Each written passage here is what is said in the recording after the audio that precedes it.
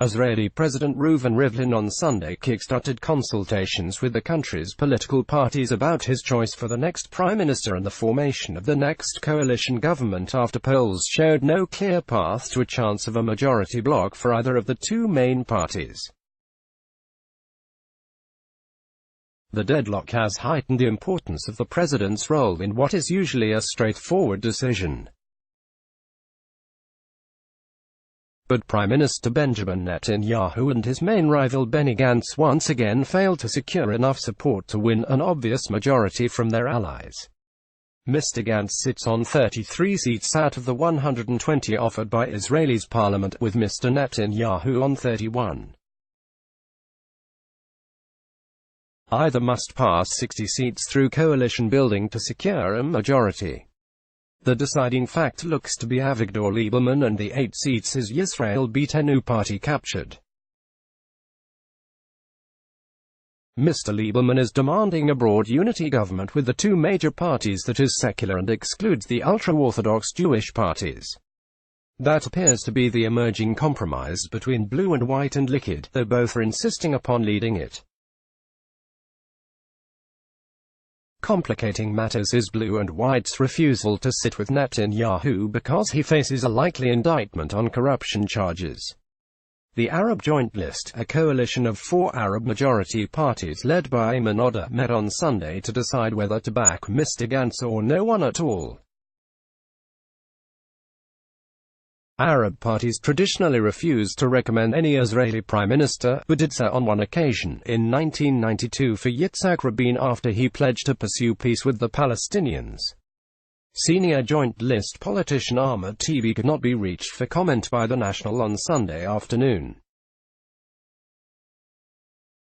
The party said it was seeking a series of promises on the key issues, such as the revocation of the controversial nation-state law that classifies Israel as the homeland of the Jewish people, from Mr. Gantz before making its final decision. It's unclear if Mr. Gantz was willing to meet the party's demands. Mr. Rivlin's eventual candidate will have up to 6 weeks to form a coalition. If that fails, Mr. Rivlin could give another candidate for Prime Minister 28 days to form a coalition. And if that doesn't work, new elections would be triggered yet again.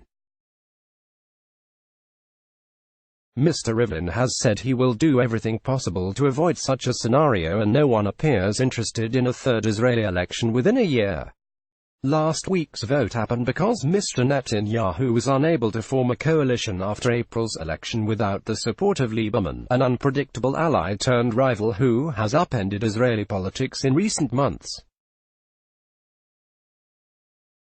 The nationalist, yet secular, former defense minister is still being coy about whom he will recommend as the next prime minister.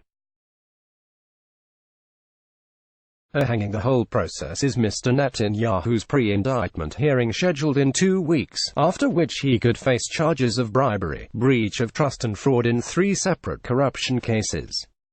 Mr. Netanyahu had hoped to secure a narrow majority of hardline and religious parties that support granting him immunity from prosecution. With immunity now off the table, Mr. Netanyahu is desperate to remain in office despite the long odds. Israeli law does not require a sitting premier to resign if indicted. But if he is charged, as is widely expected, he would come under heavy pressure to resign. Updated, September 22, 2019, 4:12 p.m. Let's block ads. Why?